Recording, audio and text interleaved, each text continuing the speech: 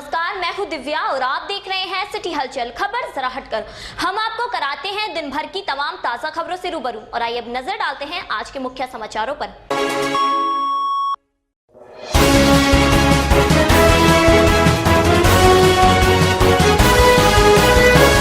जनपद सहारनपुर के गांव कोट की बहलोलपुर में निर्मल हिंडन कार्यक्रम का आयोजन किया गया, जिसमें मुख्य अतिथि के रूप में पहुंचे डॉक्टर प्रभात कुमार IAS कृषि उत्पादन आयुक्त ने कार्यक्रम को संबोधित करते हुए बताया कि जैव विविधता को बढ़ावा देने के लिए जैव विविधता पार्क का शिलान्यास किया गया है, जिसका मुख्य उद्देश्य है नदियों का रख रखाव और वन संरक्षण करना, ताकि हम सब लोगों को सही जल और अच्छी वायु प्राप्त हो सके। पत्रकार हितों की लड़ाई लड़ने वाले उत्तर प्रदेश के सबसे बड़े और सक्रिय संगठन ग्रामीण पत्रकार एसोसिएशन के बैनर तले व ग्रामीण पत्रकार एसोसिएशन के तहसील अध्यक्ष SM हुसैन जैदी के संयोजन में बेहट तहसील के गांव कोठारी बहलोलपुर में निर्धन और असहाय लोगों के बीच उत्तर प्रदेश शासन के मुख्य सचिव डॉक्टर प्रभात कुमार द्वारा कंबल वितरण किए गए। गांव कोठारी बहलोलपुर में आयोजित निर्मल हिंडन कार्यक्रम के ग्रामीण पत्रकार एसोसिएशन ने एक सादा समारोह का आयोजन किया, जिसमें सहारनपुर मंडल के मंडलायुक्त CP त्रिपाठी और जिला अधिकारी आलोक कुमार पांडे द्वारा भी कंबलों का वितरण किया गया। अपर मुख्य सचिव प्रभात कुमार ने ग्रामीण पत्रकार एसोसिएशन द्वारा जनहित में आयोजित किए गए इस कार्यक्रम की भूरी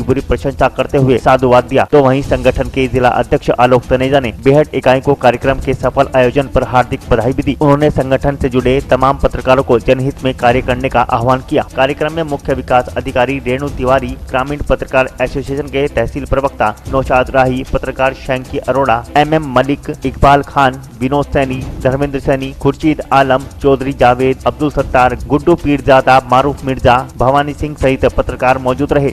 और सहारनपुर के सुदूर गांव में एक बहुत अच्छे काम की जो शुरुआत हो रही है, उसमें आशीर्वाद देने के लिए यहाँ पर आए। जब मैंने कमिश्नर सहारनपुर का पदभार संभाला था, तब APC सर कमिश्नर मेरठ के पद पर विराजमान थे और उनके द्वारा निर्मल हिंडन अभियान को जो गति दी जा रही थी और ऐसा लग रहा था कि हिंडन वाकई बहुत निर्मल और अविरल बनेगी। उसी अभियान को जब मैंने सहारनपुर में ज्वाइन किया तो एक उन्हीं से प्रेरणा लेकर एक संकल्प लिया कि जितना भी हो सकता है, चाहे हिंडन की सफाई हो। बिजनौर में वन्य जीव अंगों की तस्करी व बिक्री के मामले में वन विभाग की टीम ने बिजनौर के सदर बाजार स्थित नामचीन पंसारी की दुकान पर छापा मारा। वन विभाग की टीम ने किसी महिला कर्मी को फर्जी ग्राहक बनाकर वन्य जीव के अंगों से संबंधित कुछ सामान लेने दुकान पर भेजा था। सामान मिलते ही टीम के सदस्य दुकान में घुस गए और पंसारी के 2 पुत्रों को हिरासत में ले लिया। वन्य जीव के अंगों को दुकान से बरामद किया गया। वन्य जीव की तस्करी के आरोप में पकड़े गए शिवम व मोहित को जिला अस्पताल इमरजेंसी में तैनात आरोपियों के रिश्तेदार doctor Rohit Agarwal, doctor Robin ने आरोपियों को गंभीर बीमारी बताते हुए भर्ती कर लिया। वन विभाग की टीम के विरोध करने पर चिकित्सकों और आरोपियों के परिजनों में वन विभाग की टीम से नोकझोंक की और झूठे आरोप में फंसाने की बात कही।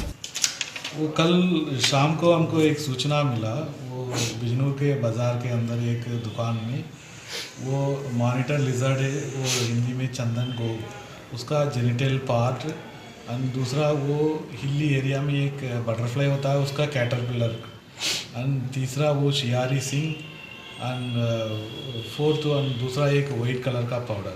सो ये वाला हम सीज़ किया। सो हमको सूचना वाला भी हमारा साथ था। सो हमारा टीम रेंज अफसर बिजनौर के साथ हम लोग की टीम में भेज दिया। सो इसके बारे में 2 लोग, एक मोहित एंड शिवम, 2 लोग को हम अरेस्ट किया, पूरा इंक्वायरी किया। ये बहुत बड़ा रैकेट है। सो किसी ने इन लोगों का सप्लाई कर रहा है। ये सामान एक्चुअली पूजा के लिए कुछ लोग परचेज कर सकते हैं रेगुलरली।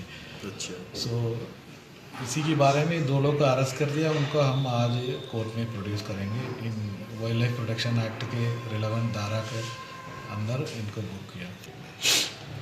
इसका वैल्यूएशन का हमको नहीं, बट इन्होंने कल उन्होंने 4,000 का समथिंग का उन्होंने पेमेंट किया, मतलब परचेज करने टाइम में। उसमें 6 पीस का वो वाला था, वो जेनिटल पार्ट। ये उन्होंने पूजा करते हैं, जनरली पूजा के लिए इन्होंने यूज़ करते हैं। ये पूरा शेड्यूल 1 का एनिमल है, शेड्यूल 1 का पार्ट 2 का एनिमल है। जनपद शामली के कस्बा कैराना में शुक्रवार को उप जिलाधिकारी पुलिस बल को साथ लेकर नगर में नशीले पदार्थों के खिलाफ अभियान चलाकर कई दुकानों पर छापेमारी की। सफलता न मिलने पर टीम बैरंग लौट गई। शुक्रवार के प्रातः उप जिलाधिकारी कैराना डॉक्टर अमित पाल शर्मा ने कोतवाली प्रभारी भगवत सिंह व संबंधित अधिकारियों को साथ लेकर नगर के ईदगाह रोड व मोहल्ला आल दरमियान में कई दुकानों पर छापेमारी की, लेकिन कोई सफलता हाथ नहीं लगी, जिस कारण टीम को वापस लौटना पड़ा। बताया जाता है कि नगर में स्थित कई मेडिकल स्टोरों व किराने की दुकानों पर धड़ल्ले के साथ रेक्सोजेसिक इंजेक्शन व नाइट्रस टैबलेट की बिक्री सूचना निरंतर मिलने के बाद ही नगर में कई दुकानों पर छापेमारी की गई। मौके पर कई दुकानें बंद मिलने से उन्हें खुलवाकर गहनता से जांच की गई। नगर में नशीले इंजेक्शनों व टैबलेट आदि के खिलाफ अभियान चलाए जाने के बाद मादक पदार्थ तस्करों में खलबली मची हुई है। सूत्रों की माने तो कस्बे में युद्ध स्तर पर नशीले पदार्थों की बिक्री व तस्करी धड़ल्ले के साथ की जा रही है, जिसे खरीद कर नवयुवक अपने जीवन को खोखला कर रहे हैं। स्वास्थ्य विभाग के अधिकारी भी सब कुछ जानते हुए अनजान बने हुए हैं, जिस कारण यह अवैध धंधा फल फूल रहा है। शुक्रवार को रोगी कल्याण समिति की अनुश्रवण समिति की बैठक का जिला महिला चिकित्सालय में आयोजन किया गया, जिसमें महिला सीएमएस डॉक्टर अमिता गर्ग, नगर पालिका अध्यक्षा अंजू अग्रवाल, समिति सदस्य रेवती नंदन सिंगल, डॉक्टर ML गर्ग, प्रमुख समाज सेवी भीम कंसल आदि मौजूद रहे। इस दौरान जिला चिकित्सालय के नए भवन को लेकर विचार विमर्श किया गया। जहाँ जो कमियां रह गई हैं उन्हें सुधारने पर चर्चा की गई। वहीं जिला महिला चिकित्सालय में पार्क और झूलों का प्रस्ताव भी रखा गया। इसी के साथ जिला चिकित्सालय के बाहर बने ढलाव घर को भी हटवाने पर चर्चा की गई। अनुश्रवण समिति की आज मीटिंग थी, तो उसमें इन्होंने अपने हॉस्पिटल्स के कुछ बताए कि समस्याएं हैं जो नया वाला बना है, तो उसको हमने सुना। आसपास में थोड़ी सफाई कम है, ढलाव घर है, उनको भी देखेंगे। अभी को बंद कराने के लिए कह रहे हैं, क्योंकि कहते हैं कि हम पार्किंग की हमें सुविधा हो जाएगी। तो अगर वैसे पॉसिबल तो नहीं है कि हम ढलाव घर एकदम ख़त्म कर दें, कोशिश हम जरूर करेंगे। और इसके अलावा और थोड़ी सड़क रोड की प्रॉब्लम है वो बनवाएंगे। ये अनुश्रवण समिति की मीटिंग है, जिसमें जो महिला चिकित्सालय में जो प्रॉब्लम्स होती हैं उनके लिए इस मीटिंग में रखा जाता है। वो एक महीने में एक मीटिंग होती है। और इस मीटिंग में कुछ जो अस्पताल नया बनाया गया था, ये भी नया बना है, इसके अंदर बहुत कमी है जो ठेकेदार ने छोड़ रखी है। उसके लिए प्रस्ताव पास किया गया है कि ये इसको ठीक कराया जाए, अन्यथा आपका पेमेंट रोक दिया जाएगा। और दूसरी बात यह है कि जो इसके अंदर कुछ बाहर जो रोड्स बनी हुई हैं उसके अंदर कुछ गड्ढे वगैरह हैं जो अस्पताल के बाहर नहीं होने चाहिए, जिससे कि पेशेंट को आने में दिक्कत होती है। सबके कूड़ा करकट है, उसके लिए चेयरमैन से अनुरोध किया गया है कि ऐसे कूड़ा करकट को ठीक करवाएं।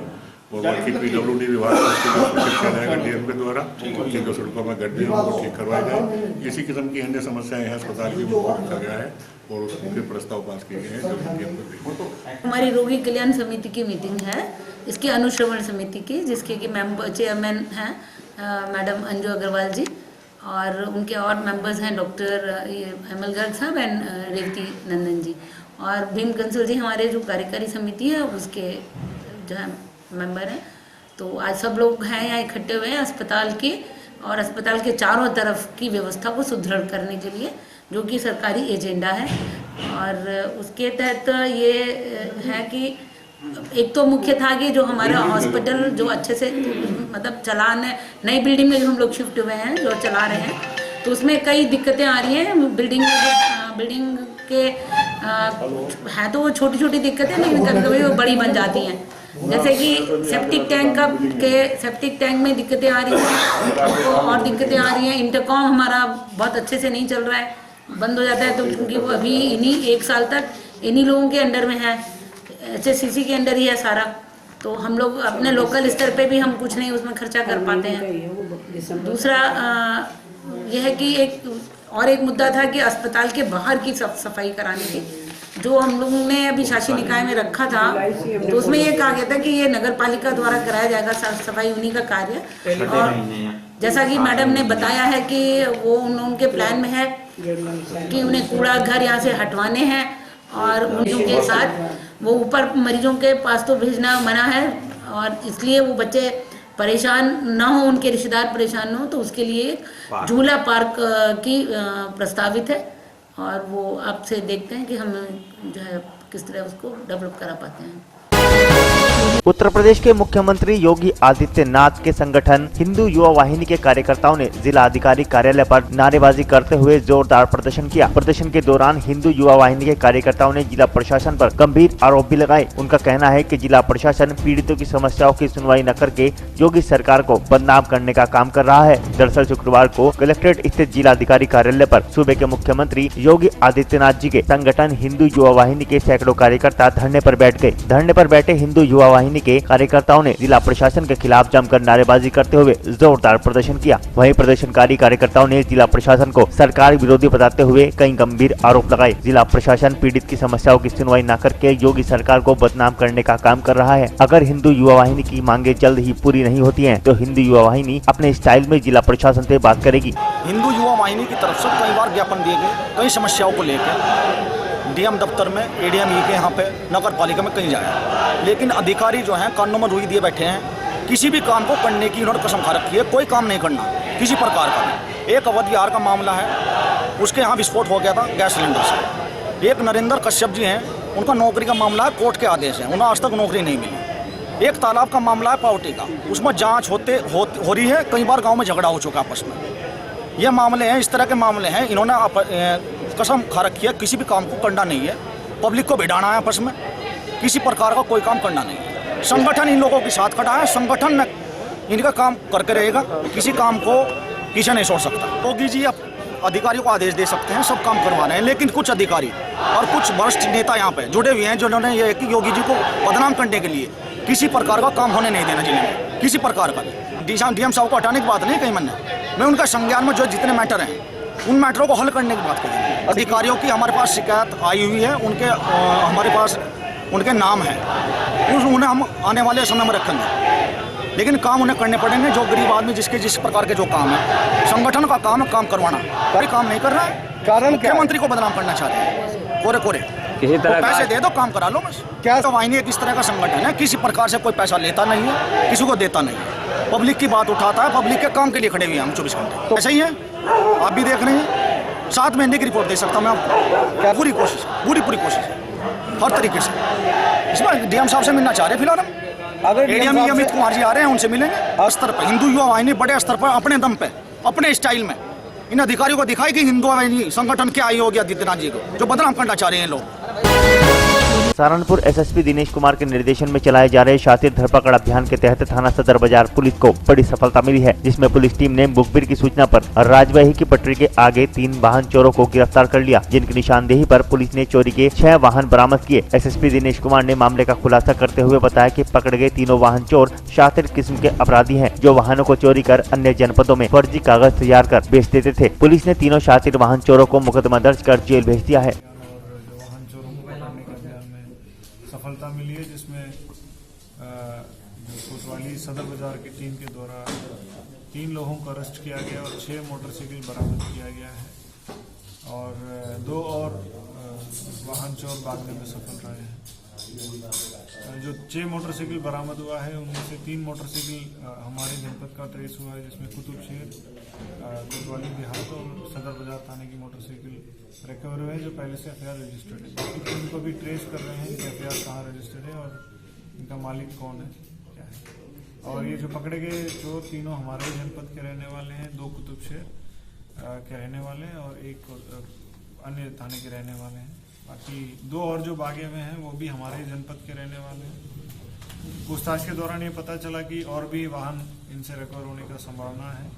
तो जो 2 चोर भागे उनके पीछे भी हम लोग अलग से टीम लगे हुए हैं, जल्द से जल्द और सफलता मिलने की उम्मीद है। क्या मोटिव रहा है चोरी करने में, किसलिए चोरी? नहीं, ऑब्वियसली चोरी इसलिए करते हैं कि मोटरसाइकिल बेच के पैसे लें। कोई शौक में करते हैं या कुछ?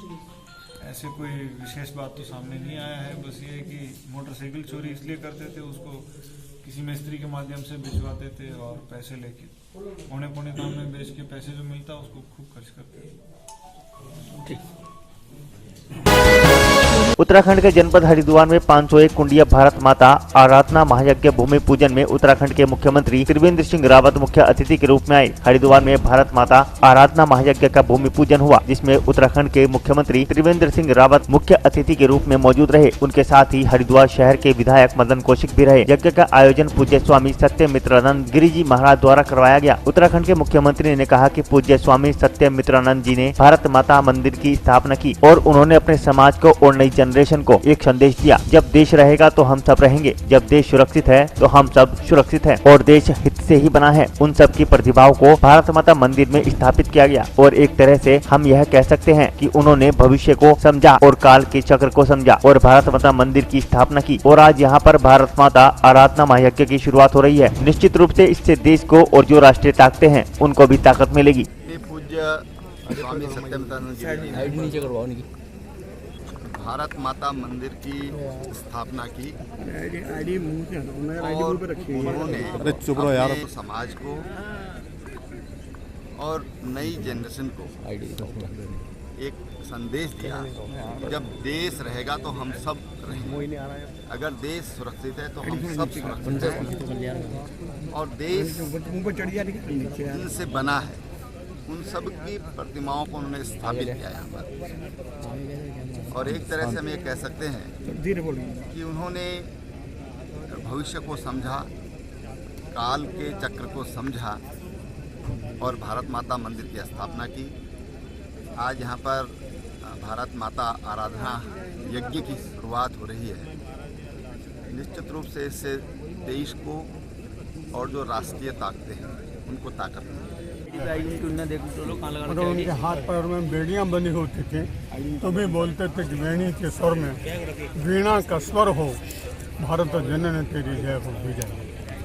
आज बड़ी कठिनाई हो गई है कि पूरे भारत के दृष्टि से लोग नहीं देख पा रहे, अपने अपने प्रांतों की दृष्टि से देखते हैं, अपने दल की दृष्टि से देखते हैं। मेरा नम्र निवेदन है कि इन सब बातों को रखते हुए भी सर्वोपरि भारत माता रहनी चाहिए। यदि भारत माता रहेगी तो हम सारे संसार में अपने गौरव को लोगों के सामने प्रकाशित कर सकेंगे। यदि हमारे जीवन में वही नहीं हुआ और हम बट गए तो परतंत्रता आने में देर नहीं लगती जब देश में खंडन होता है। इसलिए व्यक्ति व्यक्ति के भीतर भारत का भाव हो, सब बड़े प्रेम से रहें, छोटे मोटे मतभेदों के कारण उपद्रव नहीं होना चाहिए। हिंदू मुसलमान सिख बौद्ध फारसी ईसाई जो भी हैं वो सब भारतीय हैं, इसलिए उन्हें भाई बहन का बंधुत्व ये जागना चाहिए और ये बंधुत्व जब जागेगा तो एक दूसरे की सेवा करने के लिए लोग अपने आप प्रस्तुत होंगे। 9 तारीख से 13 मार्च तक भारत माता आराधना महायज्ञ हो रहा है। आप सब आमंत्रित हैं। संभावना है कि राष्ट्रपति जो प्रधानमंत्री जी भी आएंगे। अभी उनको आएंगे शब्द बोल रहा हूँ, निश्चित नहीं कर रहा हूँ। मॉरिशस के प्रधानमंत्री को भी बुलाया है, नेपाल के प्रधानमंत्री को भी हमने आमंत्रित किया है, क्योंकि भारत माता की आराधना में। उत्तराखंड के जनपद हरिद्वार के कनखल चौक बाजार में भाजपा कार्यकर्ताओं ने मुख्यमंत्री त्रिवेंद्र सिंह रावत का जन्मदिन मनाया। इस दौरान मिठाइयां बांटकर और केक काटकर सभी भाजपा कार्यकर्ताओं ने जन्मदिन धूमधाम के साथ मनाया। भाजपा कार्यकर्ताओं ने एक दूसरे को केक खिलाकर व लड्डू खिलाकर त्रिवेंद्र सिंह रावत की लंबी उम्र की कामना की।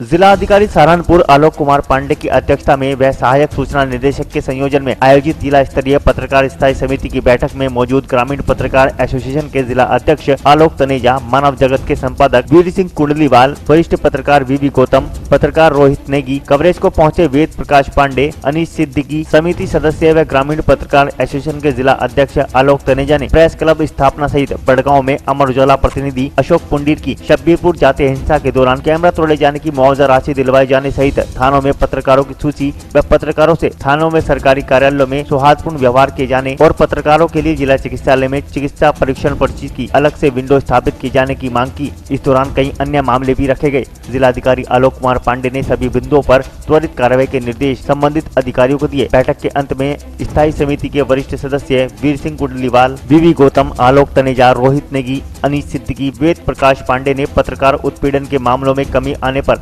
जिला अधिकारी को पुष्पगुच्छ भेंट कर उनके पत्रकार हितैषी होने का आभार व्यक्त किया। वर्ष 2017-18 की ये समिति थी जिसका आज कार्यकाल पूरा हो रहा है।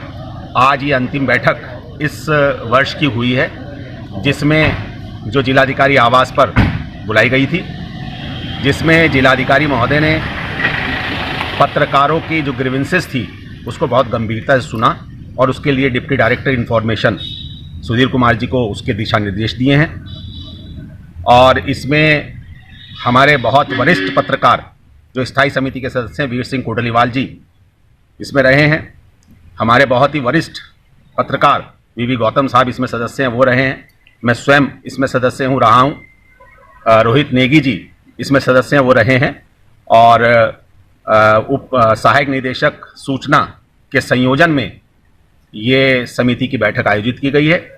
और हमने अपेक्षा की है जिलाधिकारी महोदय से कि जितने भी समय आप यहाँ पर हैं उसमें आप पत्रकारों की उत्पीड़न के मामले यदि कोई आपके कार्यकाल में होते हैं तो पत्रकारों को 100% उसमें न्याय मिले और पत्रकार उत्पीड़न ना हो। इसमें जो है 5 मुद्दे रखे गए थे। एक सब्बीरपुर में पत्रकार हैं अमर उजाला के, सब्बीरपुर कांड के दौरान उनका कैमरा तोड़ दिया गया था, उनकी मुआवजा राशि लंबी चली आ रही थी। उसका आज हमने जो एसडीएम महोदय की तरफ से उनके लिए प्रस्ताव गया है एडीएमई को, वो हमने आज सौंपा है और हमें पूरी आशा है कि वो मुआवजा राशि उनको जल्द मिल जाएगी। हमें आश्वस्त भी किया गया है।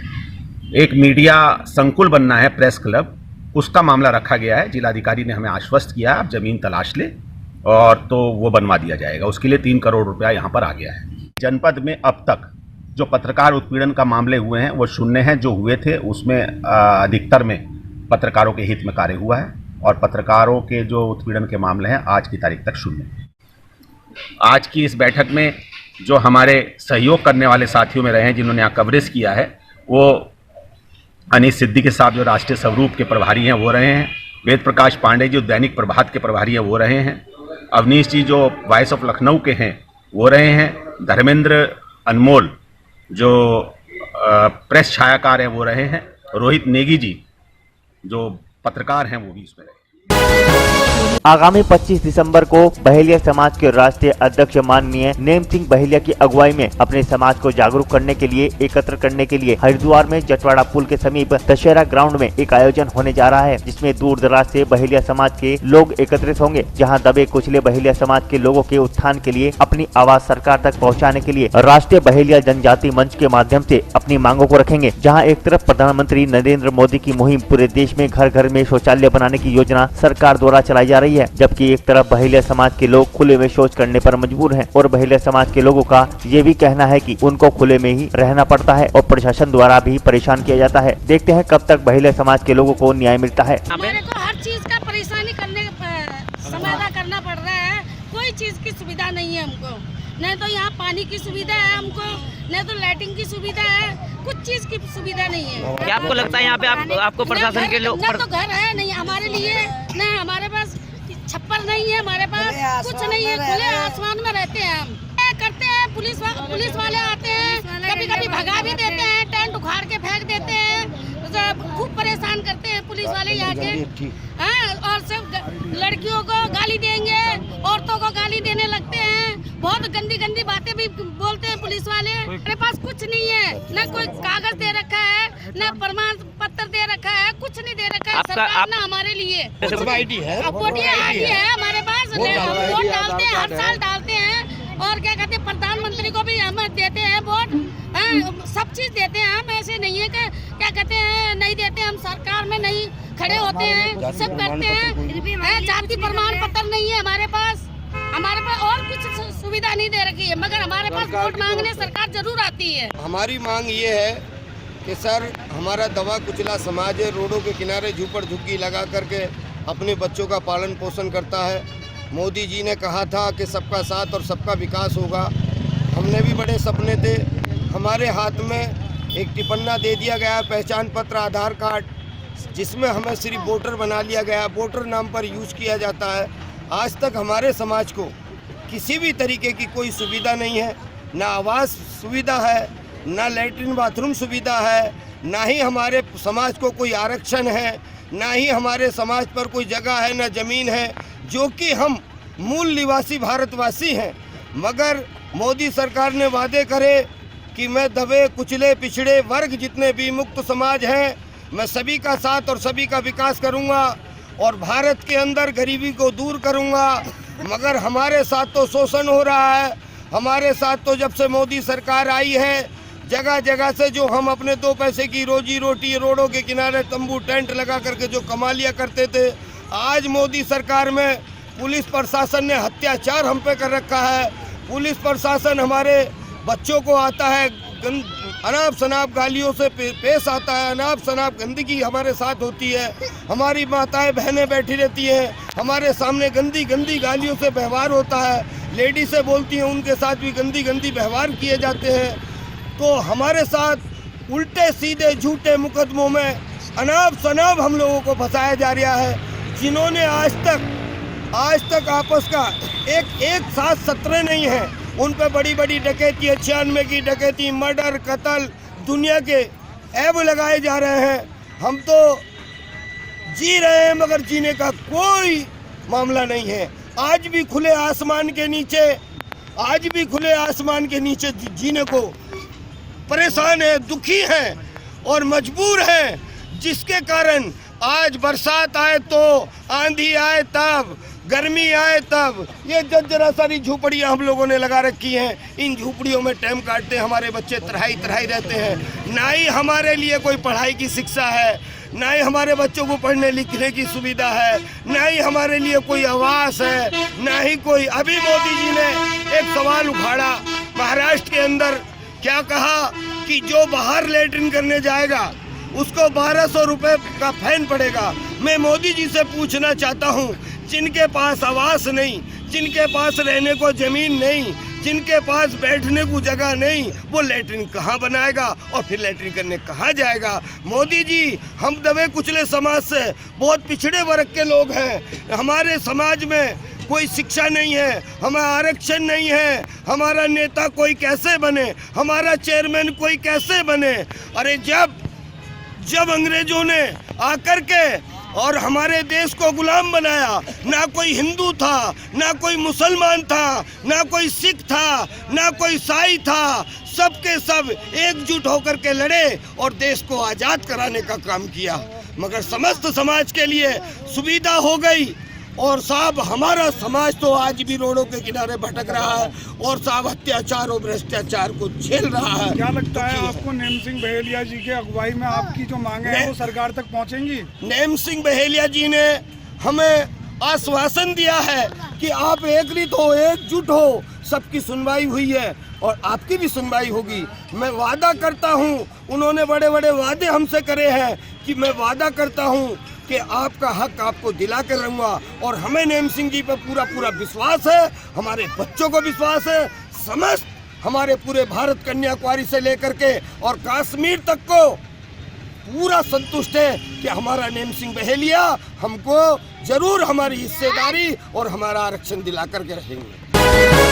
जिला मुख्यालय बिजनौर से 35 किलोमीटर की दूरी पर स्थित नजीबाबाद की कृषि उत्पादन मंडी समिति में उप निदेशक प्रशासन के दौरे से मंडी कर्मचारियों में हड़कंप मचा रहा। कार्य संतोषजनक पाए जाने पर कर्मचारियों ने राहत की सांस ली। उत्तर प्रदेश की मंडियों में स्वच्छता अभियान को लेकर अभियान चलाया हुआ है, जिसकी समीक्षा की जिम्मेदारी डीडीए को सौंपी गई है। दौरे को लेकर मंडी कर्मचारियों में हड़कंप मचा रहा। साफ सुथरा मंडी परिसर देखकर डीडीए ने कर्मचारियों की पीठ थपथपाई, तब जाकर कर्मचारियों ने राहत की सांस ली। निरीक्षण के दौरान डीडीए ने 12 दिन के अंदर अधूरे कामों को पूरा करने के निर्देश जारी किए हैं। अभी मंडी परिषद द्वारा 1 दिसंबर से 31 दिसंबर तक विशेष सफाई अभियान चलाया जा रहा है, जिसके अंतर्गत मंडी समिति नजीबाबाद में क्या क्या कार्य सफाई के मद में हो रहे हैं, इनके निरीक्षण के लिए आया था।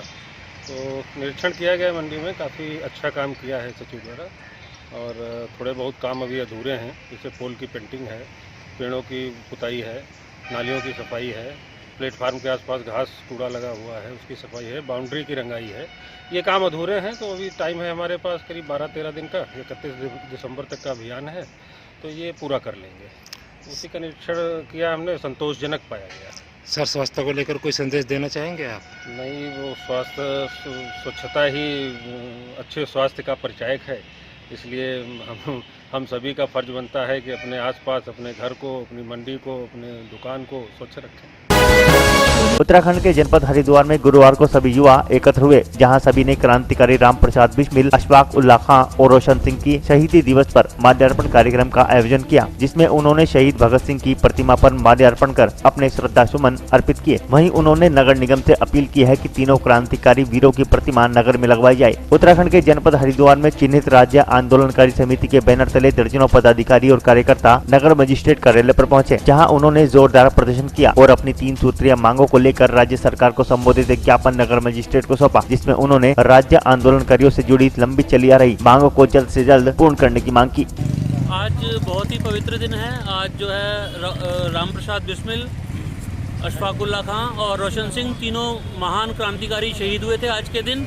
तो हम युवाओं ने सोचा कि आज क्यों ना एक निस्वार्थ भाव से बिना राजनीतिक के ओतप्रोत हुए सभी संगठन, सभी हमारे जो राजनीतिक दलों के लोग, सभी युवा यहाँ से विभिन्न सारे भाई यहाँ पर आए और हमने माल्यार्पण किया और हम ये चाहेंगे, पुष्प अर्पित किए और आज हम ये चाहेंगे, हम नगर निगम से भी ये मांग करेंगे, हमारे पार्षद भाई भी यहाँ हैं, हम ये नगर निगम से मांग करेंगे कि आगे जो है राम प्रसाद बिस्मिल, अशफाक उल्लाह खां और रोशन सिंह ऐसे महान विभूतियों की जो है जगह जगह पे विभिन्न स्थानों पर इनकी जो प्रतिमाएं स्थापित की जाए, जिससे कि हमारे देश के युवा, हमारे शहर के युवा इनसे प्रेरणा ले सकें और इनसे कुछ आगे शिक्षा ले सकें। जो ये राम प्रसाद बिस्मिल जी और अशफाक उल्लाह खां और रोशन सिंह जी, उनकी पुण्यतिथि पर आज जो हमने यहाँ पर ये एक छोटा सा जो कार्यक्रम रखा है,